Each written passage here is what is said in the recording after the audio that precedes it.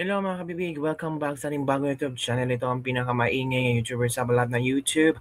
Ako si Kabibig, maglabag-labag na tayo with evidence na kabibig. Kung akala nila ay hindi magsalita si Senator Alan Cayetano hinggil sa plano ng minority bloc na ilalal or ipalit si Senator Sherwin Gatchalian bilang Senate President, ay talagang pinakain ito ng alikabok. Sobra kasing ambisyoso. O eto si Senator Alan Peter Cayetano na kung saan sinampal niya ang minority bloc ng mga katotohanan na para yata sabi ng iba, hindi naman magulo ang Senado kung yung minority bloc ay tanggap silang nila natalo sila. Hindi naman magulo ang Senado kung yung minority bloc ay hindi puro kadramahan, sila ang dramatic eh. O naipagtanggol ba nila yung usaang binugbog ng NBI? Wala. O ano ang mga statement nila? 'Di ba? O ito si Senator Alan Peter Cayetano para pagmukhaing ano ba, walang alam talaga ang minority bloc at gusto lang talaga ng gulo. Ito kabibig, makinig tayo kabibig ha. Grabe. Senator Alan Peter Cayetano, ikaw na ang best Senate President. Principle. Kung nung ating itatanim, yan ang ating aanihin. Balik rin po natin. Ito po ang ating inaani ngayon. So balikan natin ano ba ang ating tinanim. So allow me to put on record 3 topics. First, ano ba ang karapatan at responsibilidad ng bawat senador? Number 2, when we talk about the dignity ng Senate at yung kasagsagan, kailan ba nag-umpisa yon? And pangatlo, na tingin kong pinaka-importante, ano ba priorities natin and how do we move forward? So, dun muna tayo sa ano ba ang karapatan at responsibilidad ng bawat senador. Gusto ko pong sabihin sa sarili ko at sa bawat miyembro ng Senado na hawak mo yung beat. Mga senador, hawak natin ang beat. Ano po ibig sabihin? Hawak natin ang mic, lalo sa mga panahon na to. Kahit sino po sa atin ang magsalita ay news sa panahon na ito. So kung pipiliin natin ay pag-usapan ay edukasyon, katulad ng sinabi ni Senator Bam sa kanyang vlog, yun po ay mapupunta sa record. Kung pag-uusapan natin agriculture, agricultural smuggling, problema sa taniman ngayon, problema sa fertilizer, pag pinag-usapan po natin yung 7% inflation, pag-usapan natin ilan araw pa ba meron tayong gasolina. At yung po ba ay katulad nung the last 60 days na dagdag ng dagdag o panipis na po ba ang supply worldwide? Pag pinag-usapan natin fiscal space po natin at dolyar sa peso, hawak po natin ang beat eh. Tayo po ang pwedeng magdikta kung anong pag-uusapan. Pero tignan po natin yung interview since May 11. Dalawa lang naman eh. Paano palitan muli si Alan Cayetano? At pangalawa, bakit bumaksak ang dignidad ng ating Senado? Okay. I'm talking in general. Paisa-isa po, may nagsasalita tungkol sa inflation. Kanina lang po, si Senator Raffy Tulfo ay sinabi nga niya na dapat yung mga importante sa ating bayan. Pero ito pong Thursday, Friday, Saturday, Sunday, ang pinag-uusapan po yung 13-11. Pinag-uusapan fireworks. Pinag-uusapan papalitan. I'm at your service and I am at your disposal. Show me 13 hands or 13 signatures. I will even administer your oath if you want to. Ano po ang nasabi po last week? Bumaksak daw po ang Senado. And alam niyo po, kasundo ko si Senator Win. I wasn't joking. I was making him smile, but I would vote for him. Pero sabi niya kanina, ibalik ang dignidad ng Senado. Okay, I'll take it with good faith. Ang problema, Senator Win, yan ang narrative ng minority na simula nung Mayo 11, bumaksak. Sinabi ni Senator Ping, may allow and correct me Senator Ping kung mali. Sabi niyo yung biruan ngayon, mas mabango pa yung House kaso sa Senate at usually kasi mas mataas ang Senate. I will take exception to that. Why? Because the Pulse Asia, if I'm not mistaken, in December 2019, when I was Speaker and Senator Soto was Senate President, the Senate was 66% and the House was 66%. When I was Speaker, pareho lang po ang trust rating, ang performance rating ng House at saka ng Senado.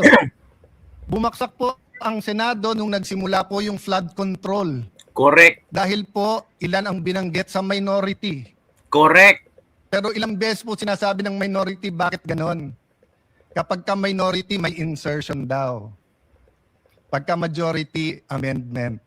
Ooh. Una, napakaraming ghost, tapos konti na lang. Tapos si Senator Jinggoy, ganito daw in-insert, tapos nung sinupina ng ombudsman, ang LBRO, yung pong may hawak ng dokumento, wala naman pala. I won't go into that because I do respect the hard work that every single senator, may it be Senator Marcoleta, may it be Senator Erwin Tulfo, or our chairman, Senator Lacson. I respect the work. I disagree on many things, but I do not criticize. Did I say bumaksak dahil sa'yo? Sa'yo? Wala po. Yan. Kasi hawak natin ang bit eh. Sasabihin nyo po, yes, but 24 tayo, yes.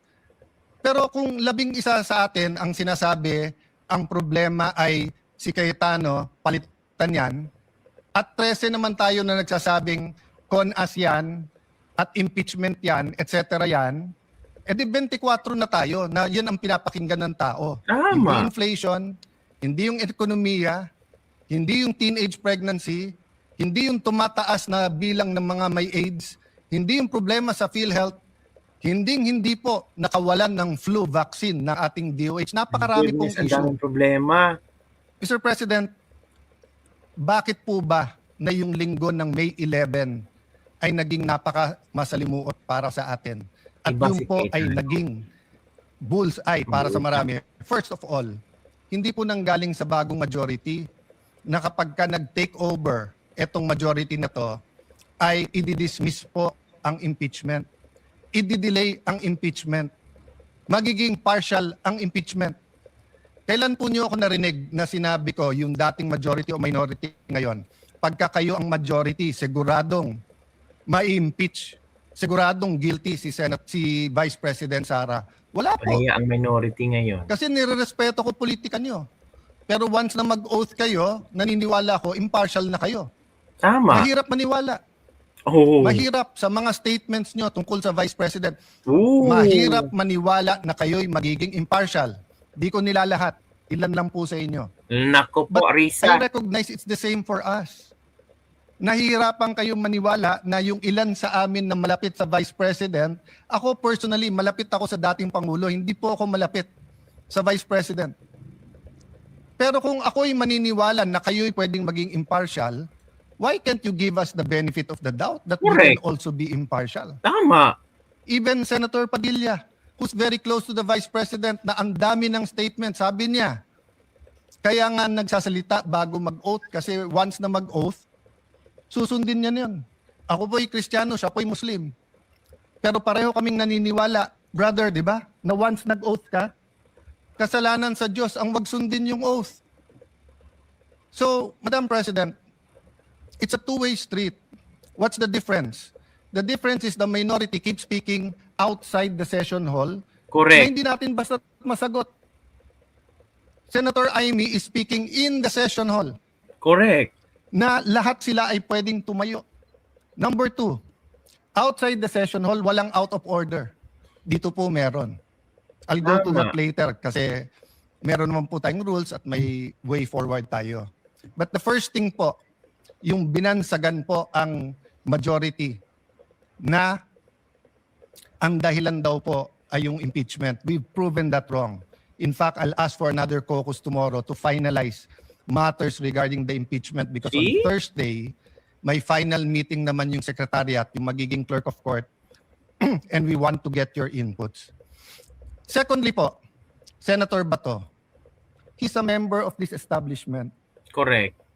He is entitled to go here and to vote.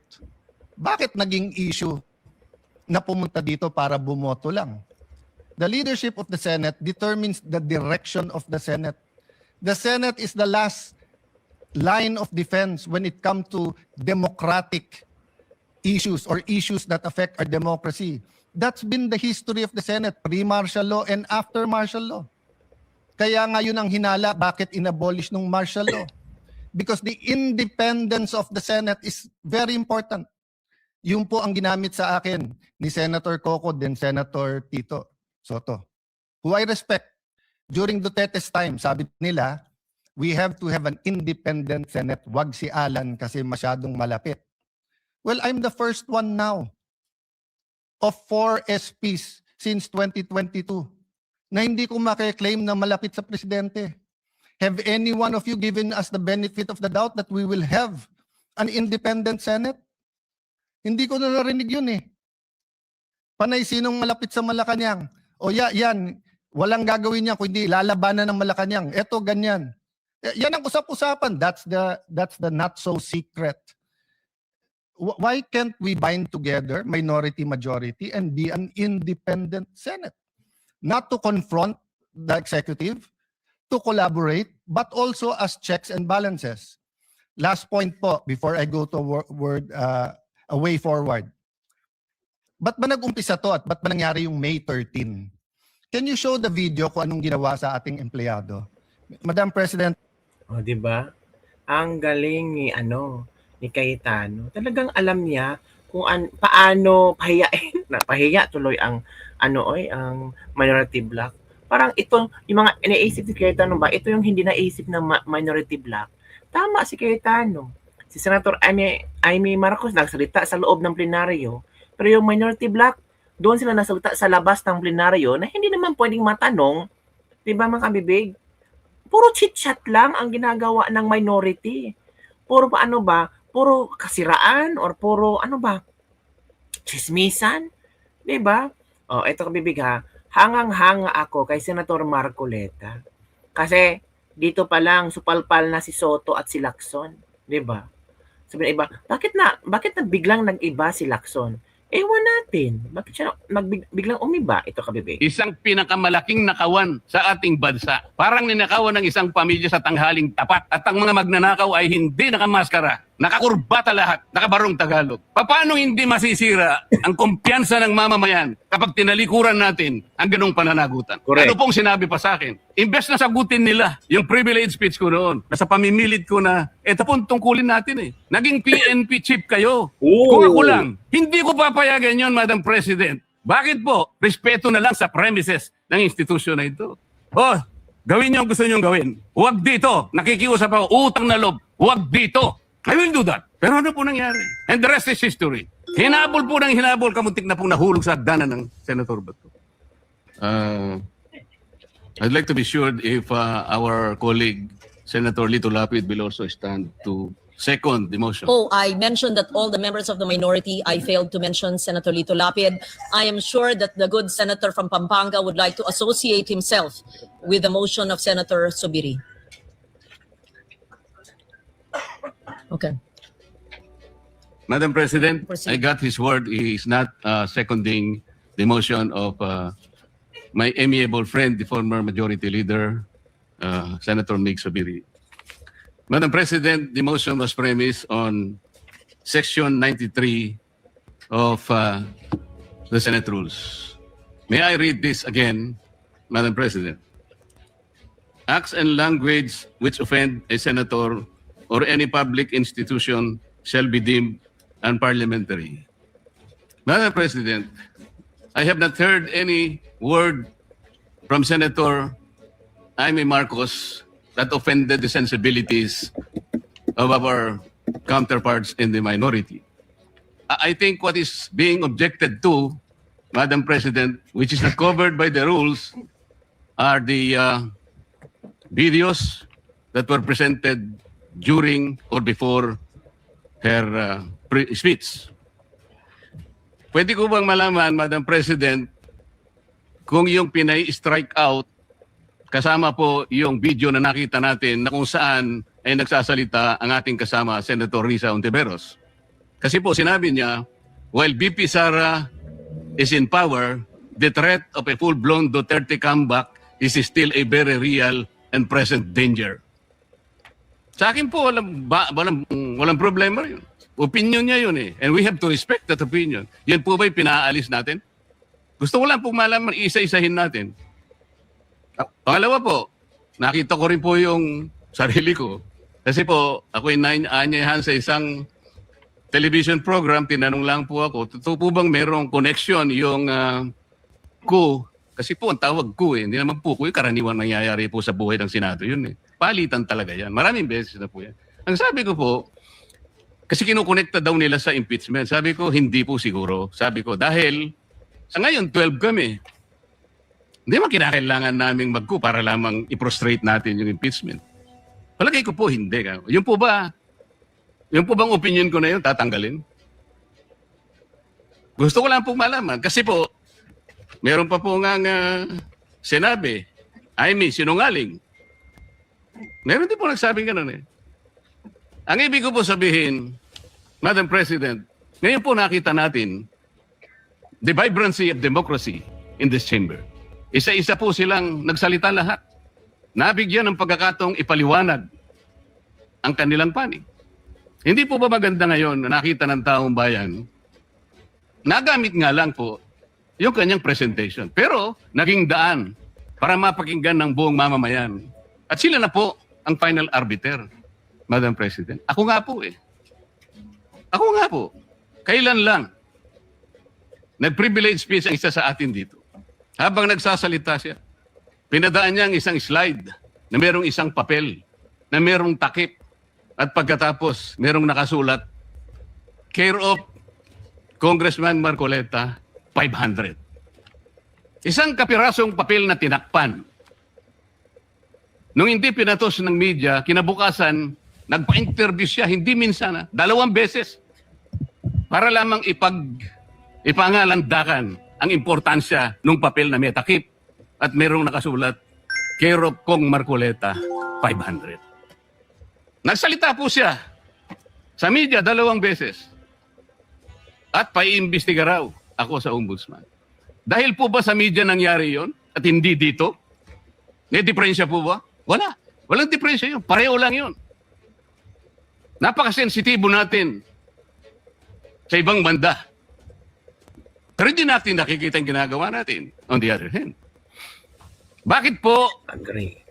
hindi nasasagot hanggang ngayon yung tanong ni Senador Risa? Bakit po tayo nagkaganito ngayon, Madam President? Kasi po, napigilan lang akong magtanong. Ngayon ko na po tatanong. Alam po ba ninyo kung bakit tayo nagkaganito, Madam President? Kasi po matagal ko nang sinasabi, 9 na buwan na po ang nakararaan, ngunit ayaw nating ituloy ang pag-iimbestiga sa flood control scandal. Isang pinakamalaking nakawan sa ating bansa. Parang ninakawan ng isang pamilya sa tanghaling tapat. At ang mga magnanakaw ay hindi nakamaskara. Nakakurbata lahat. Nakabarong Tagalog. Paano hindi masisira ang kumpiyansa ng mamamayan kapag tinalikuran natin ang ganong pananagutan? Ano pong sinabi pa sa akin? Imbes na sagutin nila yung privilege speech ko noon, nasa pamimilit ko na, eto po tungkulin natin eh. Naging PNP chief kayo. Ako po'y humanga sa inyo noon. Hindi ko na ikukwento yung lahat ng ito. Bakit ngayon? Bakit hindi natin gawin lahat yun? Alang-alang sa interes ng bayan. Kaya po tayo sumadsad ngayon dahil yung pananagutan na yun, pinipilit po nating pigilin. Ang dami po nating pinagtatakpan. Tumayo siya, imbes na sagutin niya ang aking sinasabi. Ano po sinabi niya? Kung ano-ano po sinabi, nagpalabas din po siya ng napakaraming video na kinakampihan ko si Diskaya, nag-blah-blah, na ang asawa ko raw ay independent na ganito. Lahat po. Pati yung tayo ko sa Congress noon, na sinasansala ko yung mga kasama ko, because ngayon ko lang nakita ang Vice President, nagpipresent siya ng budget for 2025. Inaaglahi siya sa budget 2022 and 2023. Yung mga ganun po. Bakit po ngayon biglang nagbago ang kulay natin? Bakit po ganyan tayo ngayon? Bakit po napakababa? Siguro po, kung may pagkakataon tayo, maring bukas o kang makalawa, makikita po ninyo yung complete video yung nangyayari nung Lunes, May 11, 2026. Kung paano, alas 7 pa lang ng umaga, nandito na yung tropa ng NBI na nakipag-coordinate sa opisina ng OSA. Sapagkat balak pala nilang hulihin ang isang senador. Hindi po ba? Nagkaroon na po ng admission. Tinanong ko pa nga yung ating former SP kung nakita niya yung warrant of arrest. Pinakita ba sa'yo? Sabi naman niya, hindi. Naniwala po ako ron. Ngunit bakit sinabi niya, o ikaw mag-coordinate kayo sa USAA? Alam po ba ninyo, Madam President, kung ako po ang Senate President, kaya ko lang naman ginagawang halimbawa ito, Madam President, dahil hindi naman po ako magiging Senate President. Kung ako lang, hindi ko papayagan yon, Madam President. Bakit po? Respeto na lang sa premises ng institusyon na ito. Oh, gawin niyo ang gusto niyong gawin. Huwag dito. Nakikiusap ako, utang na loob. Huwag dito. So yun, kabibig, dobling sampal ang inabot ng minority bloc kina Marcoleta at Senator Alan Peter Cayetano. Ilang kabibig ang ating latest na paglabag for today. Don't forget to like, subscribe, and share this video. Bye everyone. See you next time.